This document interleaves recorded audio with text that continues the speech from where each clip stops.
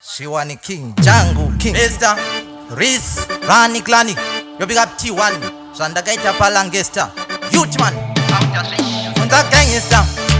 Rizivano Tosta, It's Hastings on the beat. Django King, Nyamatega,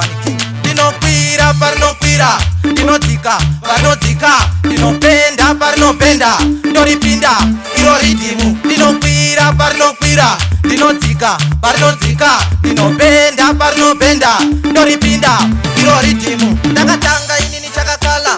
Mafanzi, akanditipula, Matanzi, inini ndichifura, Mabiazi, ndichikutura, Yo, ini ndaifara, Mshaya Mari, Kwakusara, Speciali ndaka na mshonga, This time inini ndakapinda, Dino Pira, Parno Pira, Dino Tika, Parno Tika, Dino Penda, Parno Penda, Dori Pinda, Iro Ridimu, Dino Pira, Parno Pira, Dino Tika, Parno Tika, Dino Penda, Parno Penda, Dori Pinda, Iro Ridimu, Ukajukira mukana wandapiwa, Mangoma inini ndio warapira, Akuita futi kutsobida, Asando mafanza achindipa, Ine mari andimbo ibuda,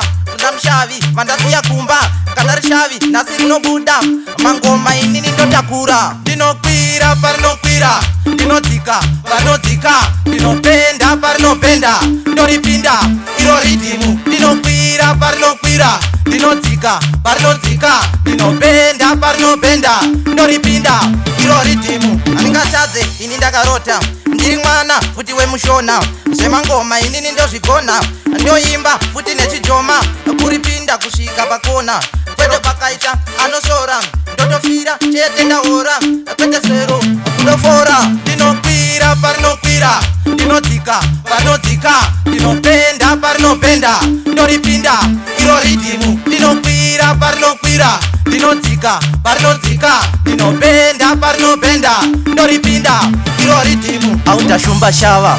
Riz, Rina Clonic, Mataga, Youth Complex Rita, Big up T1, Pasigero, Outer Yoko.